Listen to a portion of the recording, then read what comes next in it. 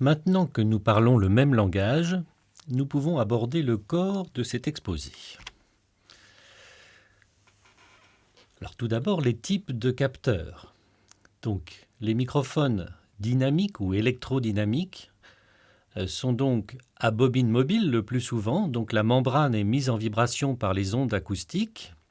Et cette membrane, elle est solidaire d'une bobine placée dans un champ magnétique. Et le déplacement de cette bobine dans ce champ magnétique induit une tension électrique variable qui est analogique aux variations de pression rencontrées par le capteur.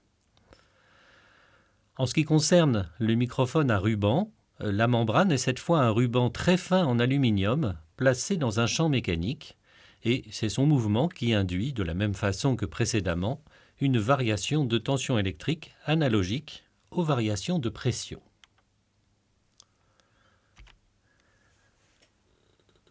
La technologie employée influe évidemment sur le facteur de forme du microphone et en fonction du type de capteur, on aura des microphones de formes variées.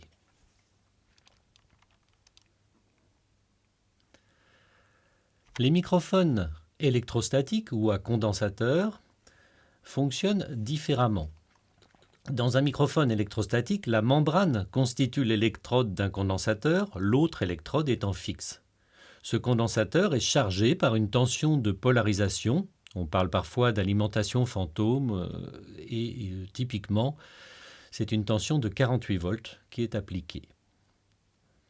La capacité dépend de la distance entre les deux électrodes et la vibration de la membrane sous l'effet de l'onde acoustique se traduit par une variation de capacité et donc de tension électrique.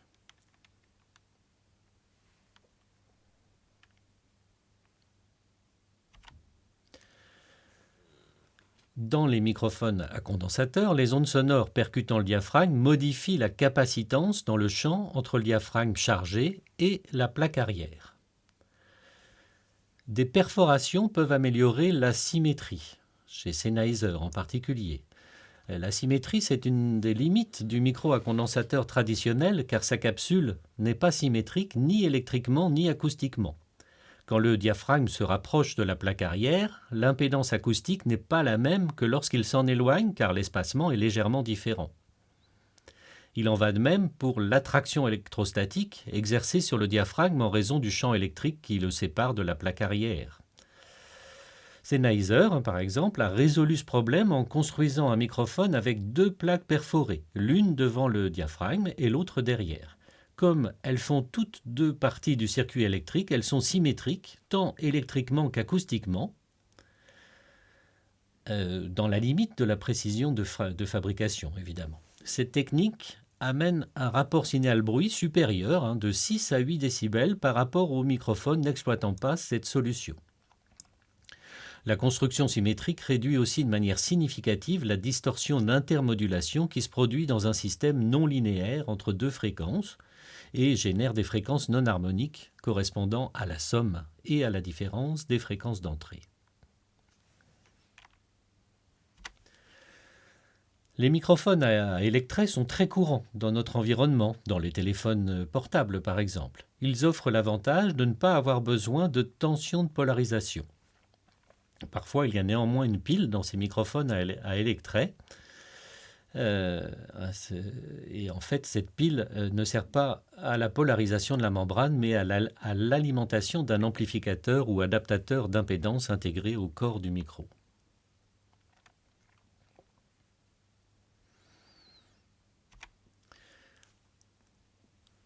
La sensibilité des microphones, c'est le rapport entre la tension de sortie efficace et la pression acoustique.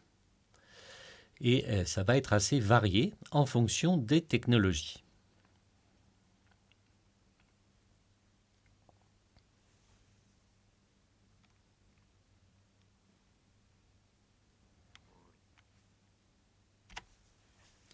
Plus la taille du diaphragme est importante, plus la sensibilité potentielle à la pression sonore est grande, et donc plus le signal en sortie est puissant. En conséquence, les grands diaphragmes présentent théoriquement de meilleurs rapports signal-bruit que les petits diaphragmes. Pour essayer d'imager, c'est comme un bateau, plus grande est la voile et plus le bateau est puissant. Mais ce n'est pas une caractéristique linéaire, car une grande membrane est aussi plus lourde et présente plus d'inertie. Donc la sensibilité est exprimée dans les caractéristiques techniques d'un microphone. La bande passante dépend donc de la taille de la capsule et de son poids et de son inertie. Plus la capsule est petite, plus la bande passante va aller loin vers les aigus. La bande passante est bien sûr exprimée dans la fiche technique du microphone.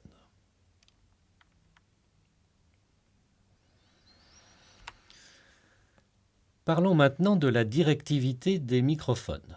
Dans le capteur de pression, qu'on nomme également microphone omnidirectionnel, l'onde acoustique de pression exerce une force sur la membrane qui est identique, quelle que soit l'orientation du microphone par rapport à la source de pression. En effet, la pression est ce qu'on appelle une quantité scalaire qui n'a pas de direction privilégiée. Les quantités scalaires sont invariables par rapport aux rotations de coordonnées.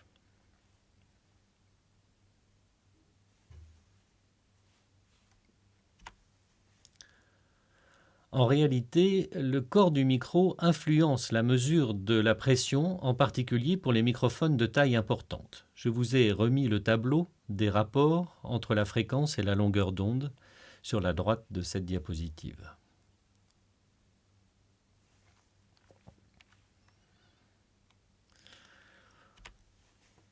Le capteur à gradient de pression, contrairement au microphone omnidirectionnel, dit capteur de pression, les capteurs à gradient de pression, donc nommés également à pression différentielle, ne présentent pas de cavité.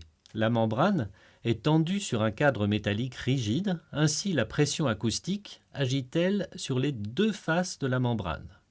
La pression atmosphérique également, mais comme sa valeur instantanée est la même des deux côtés, il y a annulation par l'équilibre de pression entre les deux faces. En revanche, les ondes sonores, se traduisant par des variations considérablement plus rapides que la pression atmosphérique, vont pousser frontalement cette membrane, puis, poursuivant leur progression en fonction de la vitesse de propagation du son, pousser cette membrane sur l'autre face.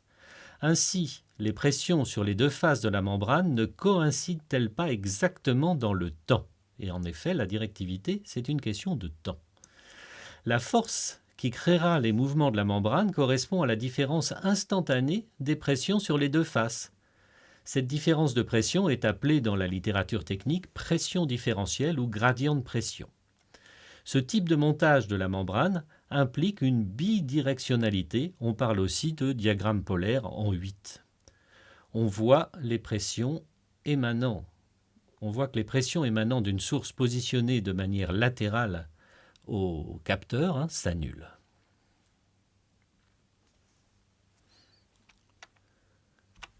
On peut imaginer une méthode mixte qui consisterait à combiner électriquement un capteur de pression omnidirectionnel et un capteur à gradient de pression bidirectionnel ou à directivité en 8 pour obtenir d'autres directivités. C'est exactement ce que font les microphones à directivité variable avec deux capsules. Il s'agit donc du mélange électrique du signal émanant de chacune des capsules, la capsule omnidirectionnelle et la capsule à directivité en 8.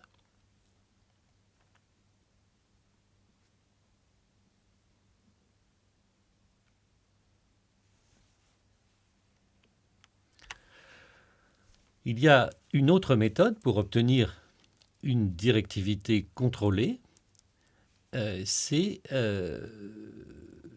de contrôler le temps d'arrivée de l'onde sonore sur la face arrière de la membrane en créant un labyrinthe acoustique qui va retarder l'arrivée de la variation de pression. Et la forme et la longueur de ce labyrinthe va permettre de jouer sur le temps de parcours et donc de décider de la directivité du capteur.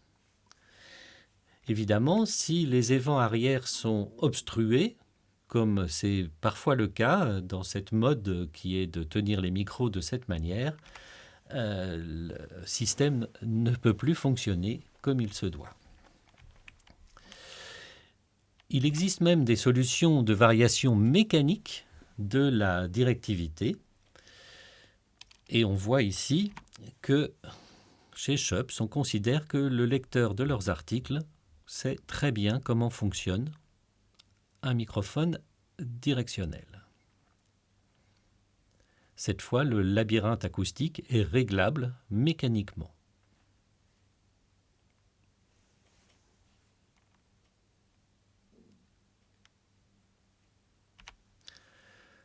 Le microphone omnidirectionnel ne défavorise aucune fréquence, tandis que les microphones directionnels ont tendance à affaiblir les sons graves pour de simples raisons physiques.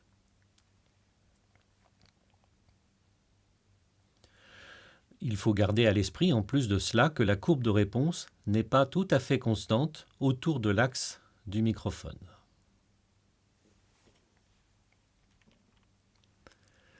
La courbe de réponse peut varier également en fonction de la distance. Les capsules de grande taille, et particulièrement de directivité cardioïde, présentent un effet de proximité important qui se traduit par le fait que le son devient plus explosif à mesure qu'elles sont approchées de la source sonore. C'est typiquement ce qui se passe en radio, quand les personnes parlent de manière très rapprochée du microphone. Lorsqu'un microphone cardioïde est tenu très près des lèvres, les fréquences graves sont captées plus fortement et cela peut provoquer des inconvénients à une bonne prise de son. Certains microphones sont d'ailleurs équipés d'un réglage d'atténuation des graves, appelé parfois coupe-bas ou passe-haut, permettant de compenser cet effet de proximité.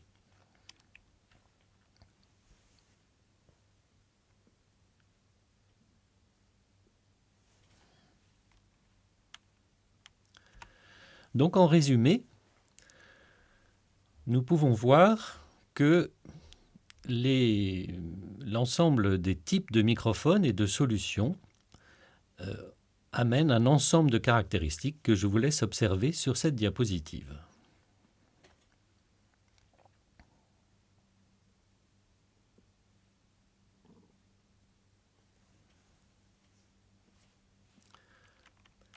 Ce ne sont que des principes fondamentaux, car tout le travail des concepteurs de micros consiste en matière de recherche et de développement à essayer d'aller contre ces principes, dans la mesure du possible évidemment.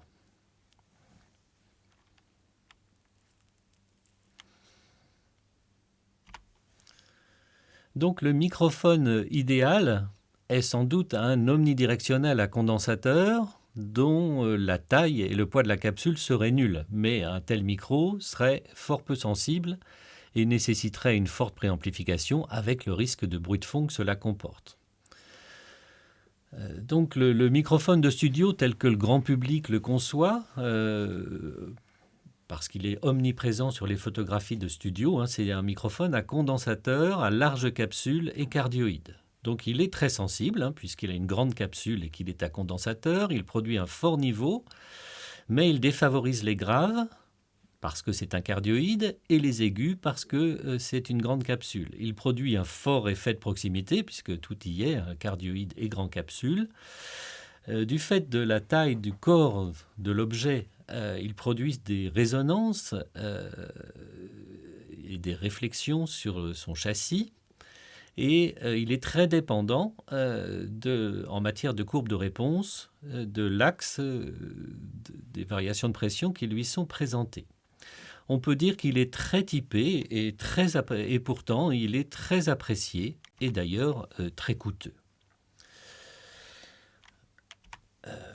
Il y a clairement un effet de mode à cause de la forte identité visuelle de ce type de produit, un fétichisme d'apparence ou de marque qui est bien connu dans d'autres domaines. Mais je pense qu'il ne faut pas penser que ce type de microphone est le seul qui convienne à toutes les situations. Et d'ailleurs, les fabricants nous le montrent en fabriquant une grande quantité de microphones. Autre question qui peut se poser, c'est la présence d'une lampe dans un microphone. Donc dans un microphone, il y a un adaptateur d'impédance. L'impédance, c'est la résistance à l'intérieur du circuit électrique. Un microphone à condensateur, par exemple, a une impédance de 2 milliards d'ohms. Or, seuls des signaux de basse impédance peuvent être transportés électriquement. Il faut donc un circuit électronique pour abaisser l'impédance à lampe ou à transistor, on dit aussi solid state.